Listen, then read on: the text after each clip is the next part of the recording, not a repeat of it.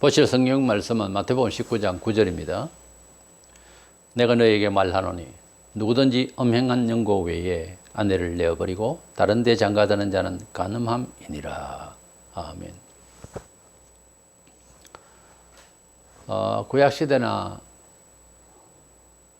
또는 일반 역사에서 주로 보면 성경의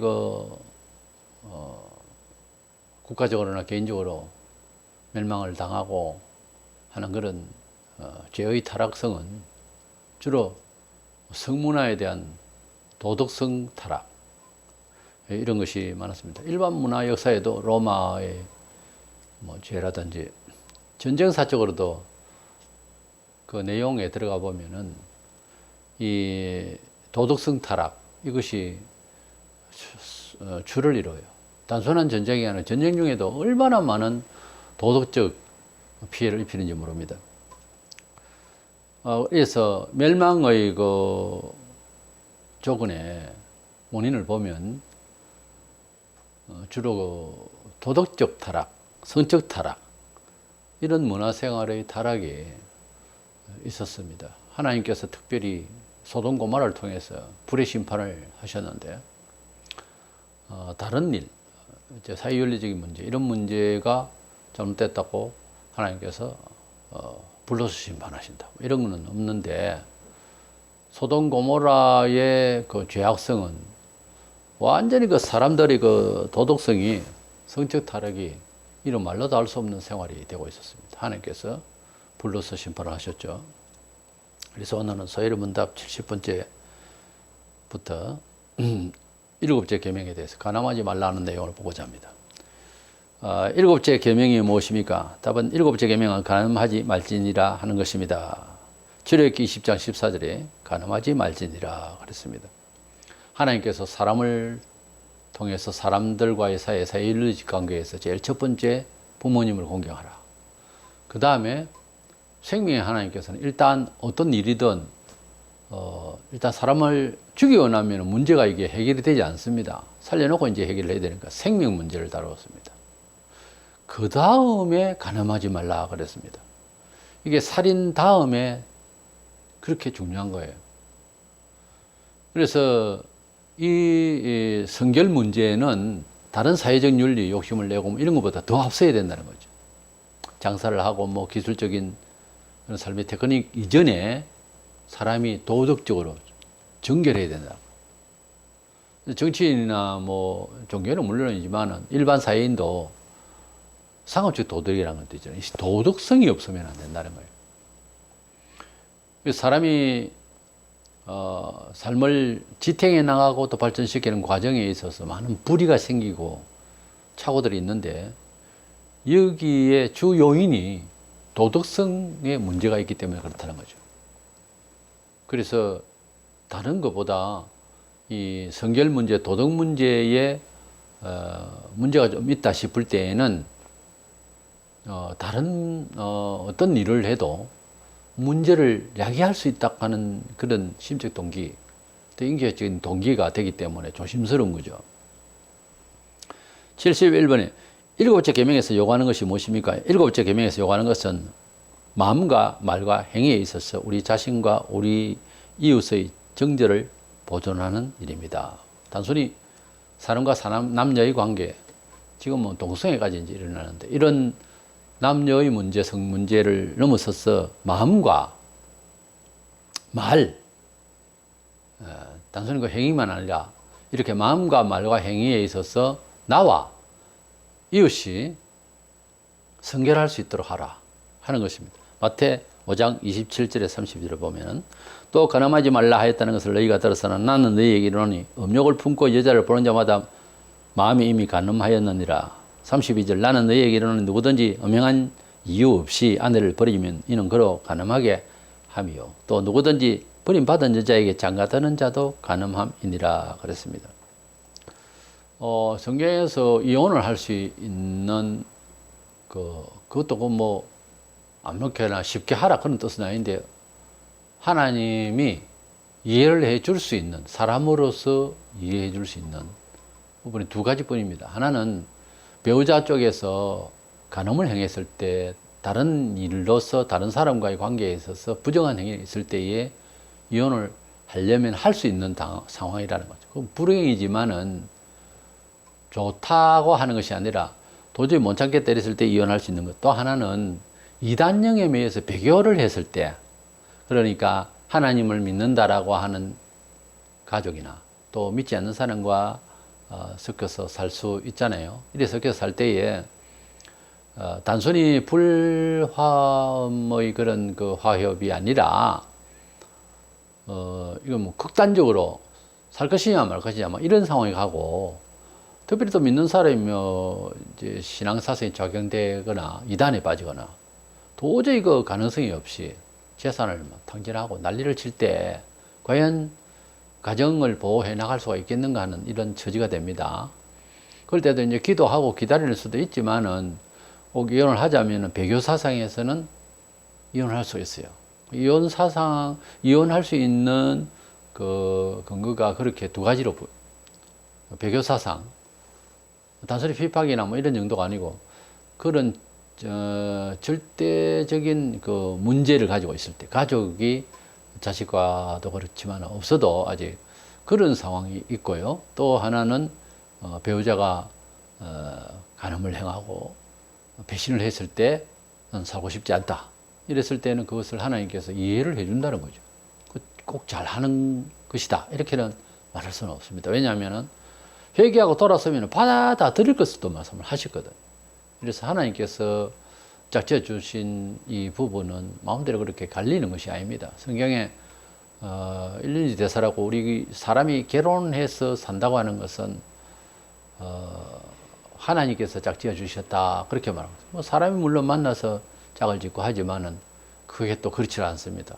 참 신비로운 일을 우리가 행하는 일 중에 일생 중에서 이 결혼은 특별한 일입니다. 이래서 이 일을 놓고 하나님 앞에서 함부로 저신을 해서는 안 된다는 거예요.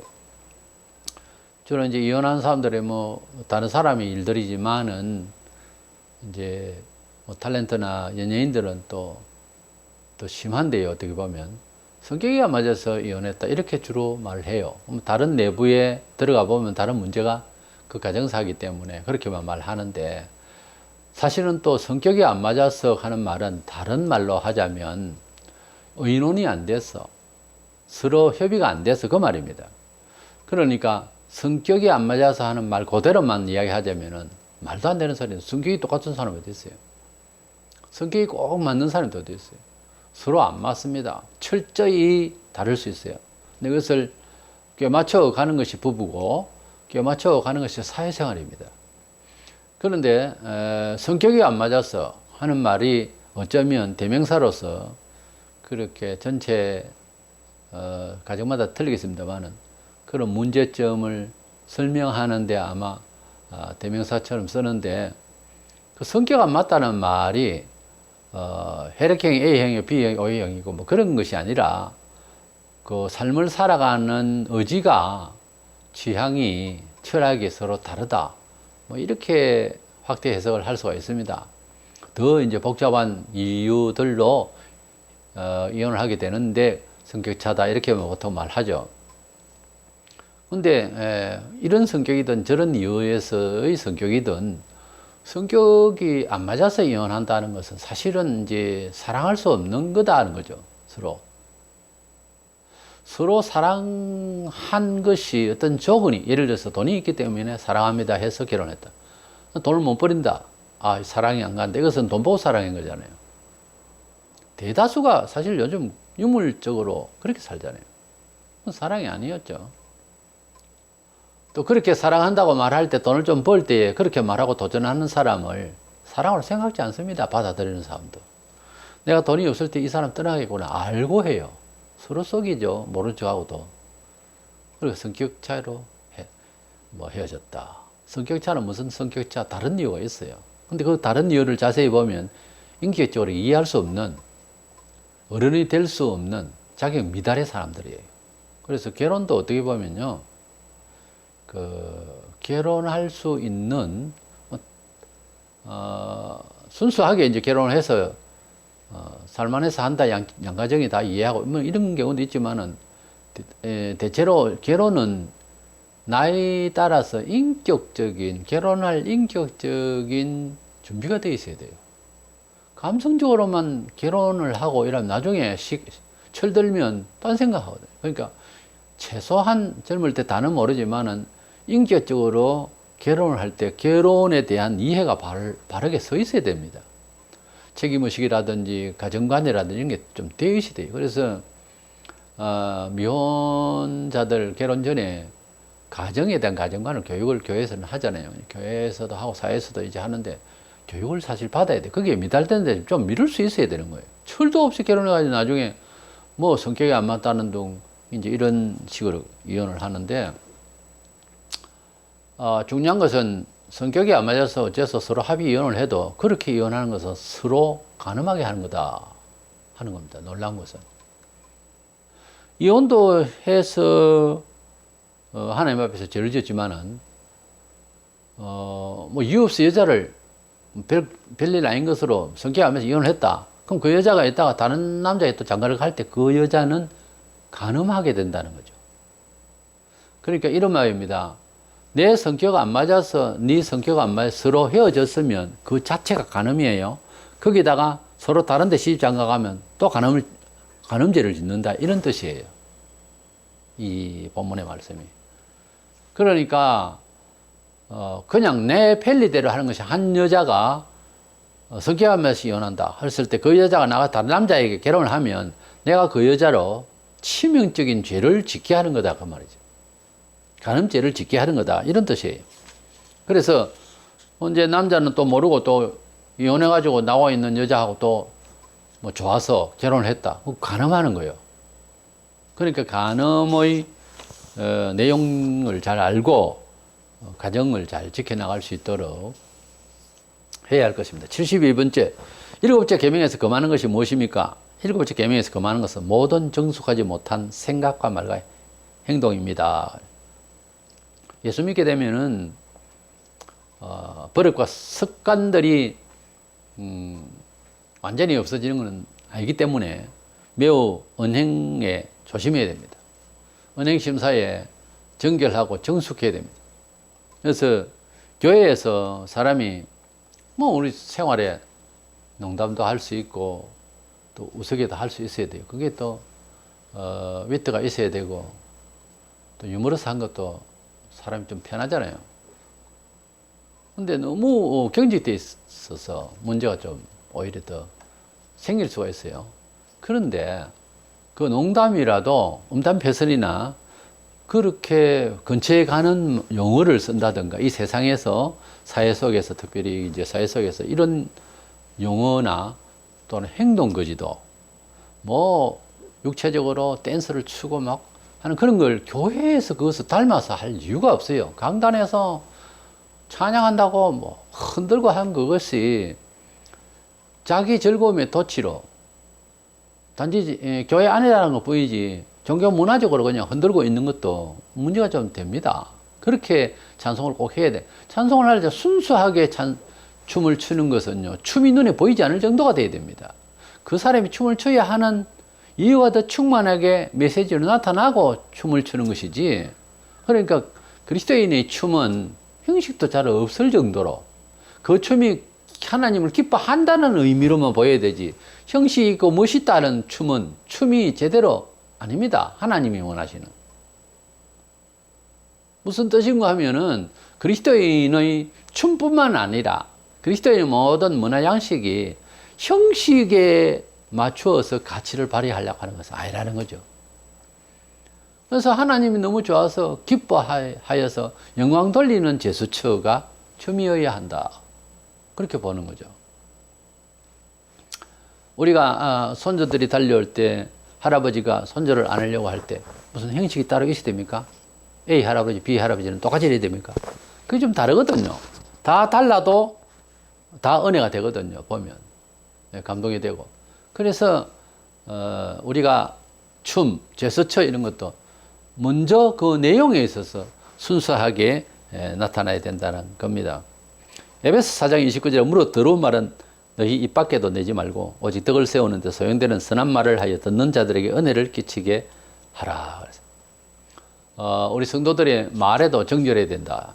말이 세속적인 단어를 꼭 써야 할 때는 양해를 구하고, 왜냐하면 강조를 해서 좀 더 쉽게 알아들을 수 있는 세속적 성향이 사람에게 있기 때문에 빨리 그것을 입수시키기 위해서 그렇게 용어를 이제 양해를 구하고 한두 마디 정도는 쓸 수 있죠. 그러나 생활화 돼서 안 된다 이 말이에요. 그게 에베소장 3절로 4절에 음행과 온갖 더러운 것과 탐욕은 너희 중에서 그 이름이라도 부르지 말라. 이는 성도에 마땅한 바니라. 누추함과 어리석은 말이나 희롱의 말이나 마땅치 아니니 돌이켜 감사하는 말을 하라.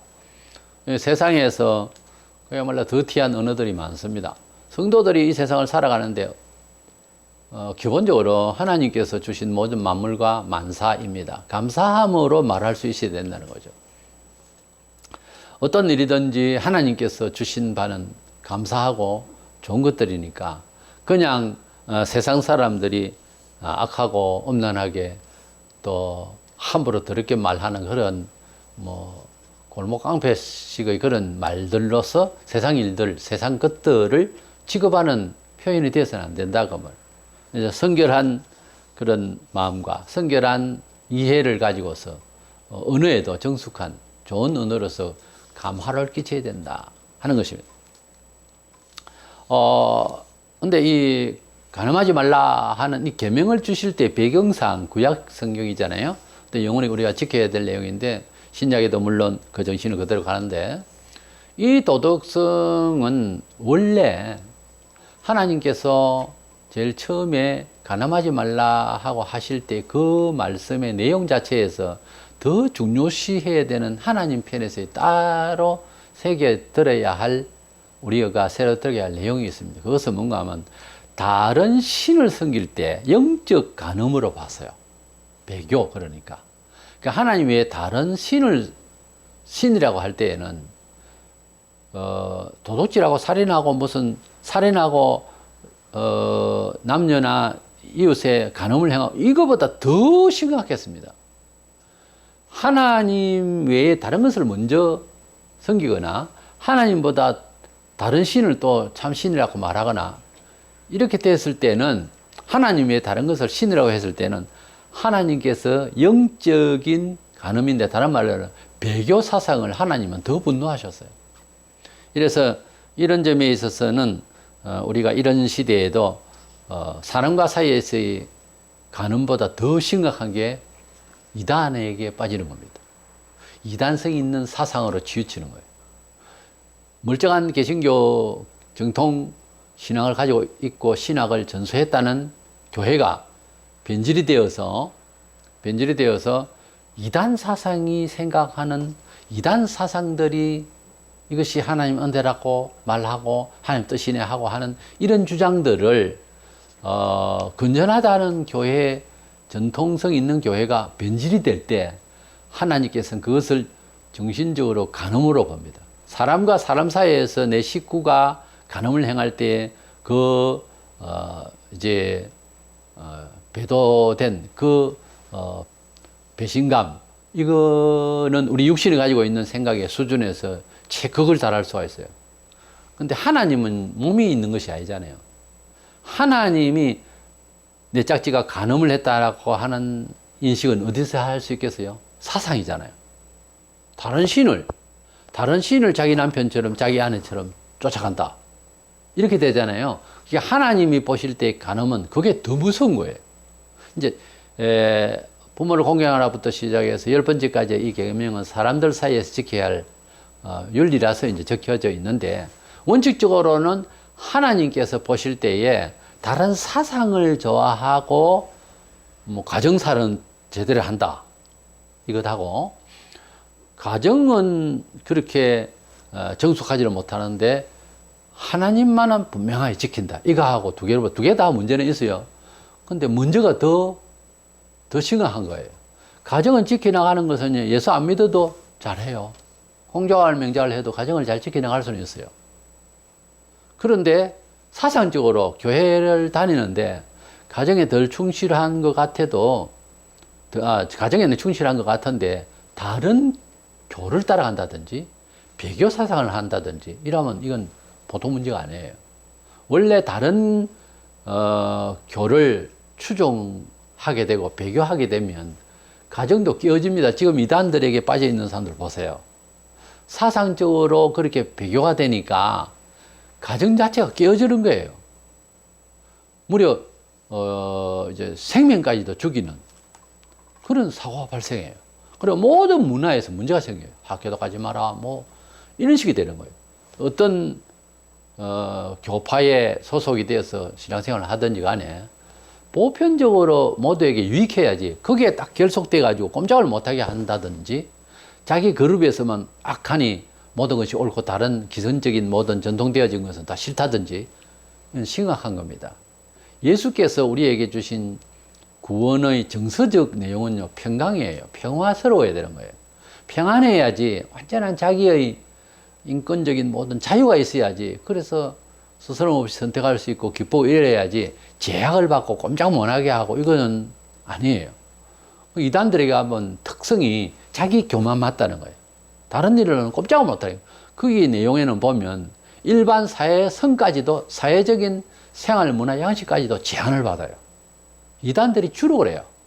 그래서 이단이라고 하지 않아도 그런 성품이 나타날 때 그런 성격상 종교 생활이 또는 그 개인적인 그런 모습이 보일 때는요, 그건 이단시에도 괜찮을 정도로 위험한 존재입니다.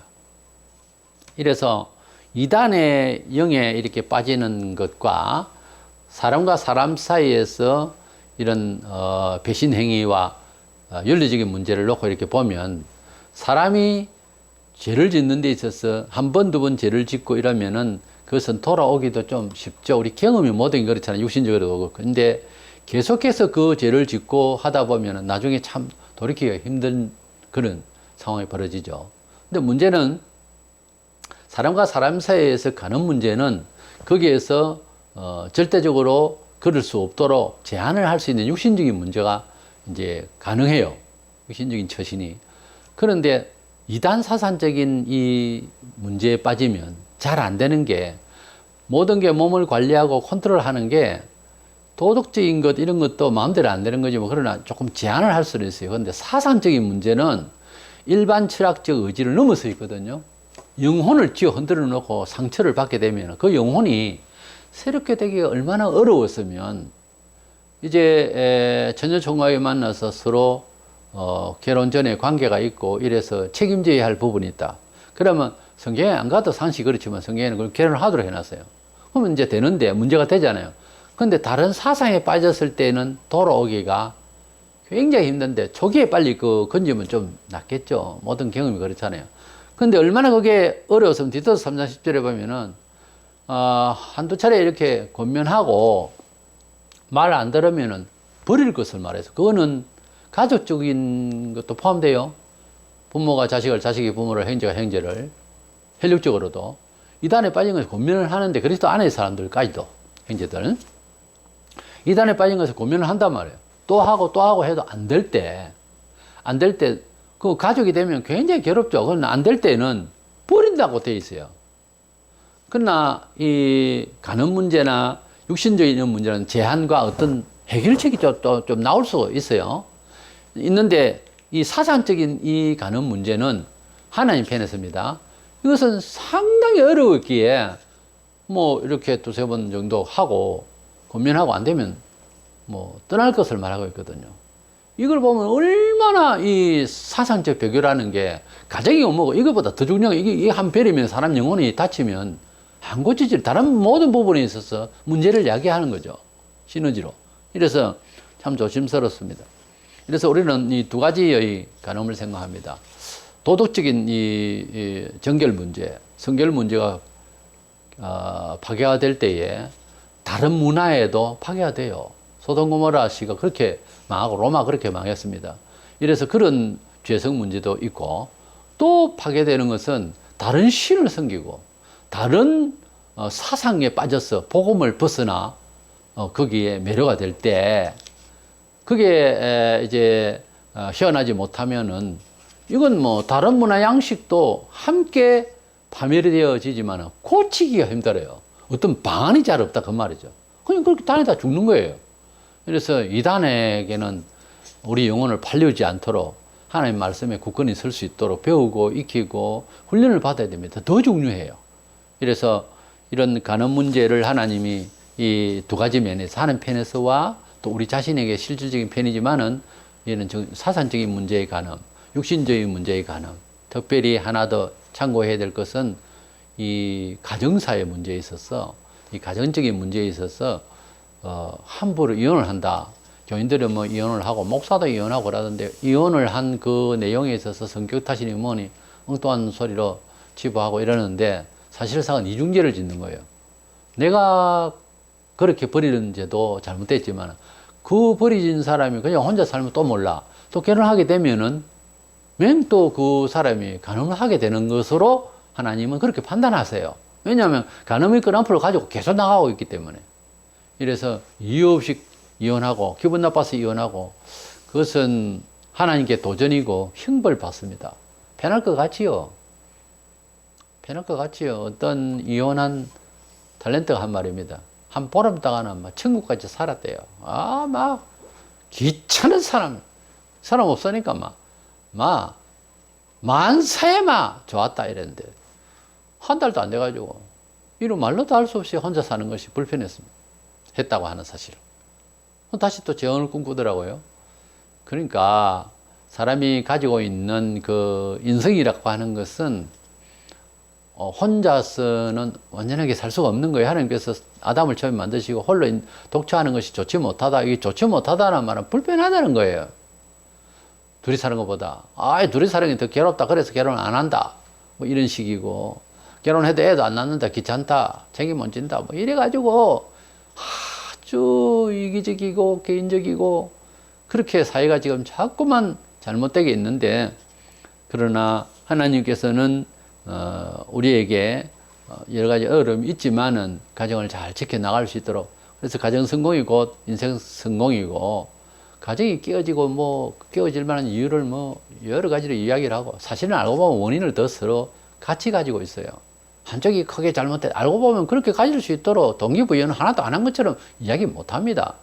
그래서 가정을 잘 지켜나가는 사람이 수신제가 지구 평천하라고 그래서 사회 일을 하고 이래야지 자기 가정도 못 지키는 사람이 누구 보고 어느 가정을 뭐 갖고 하려고 그 나선단 말입니까? 나는 아직도 종교계나 특별히 공직사회나 또 위정자나 이런 사람들 대학 교수도 그렇고 자기가 지금 잘못되어 있는데 남에게 뭘 가르치겠다는 거예요. 자기가 아직까지 하나를 못 참아가지고서 그래서 그게 아니고 상대가 잘못해 그렇게 할 만한 동기부여는 전혀 없었다면 특이한 경우도 있겠죠.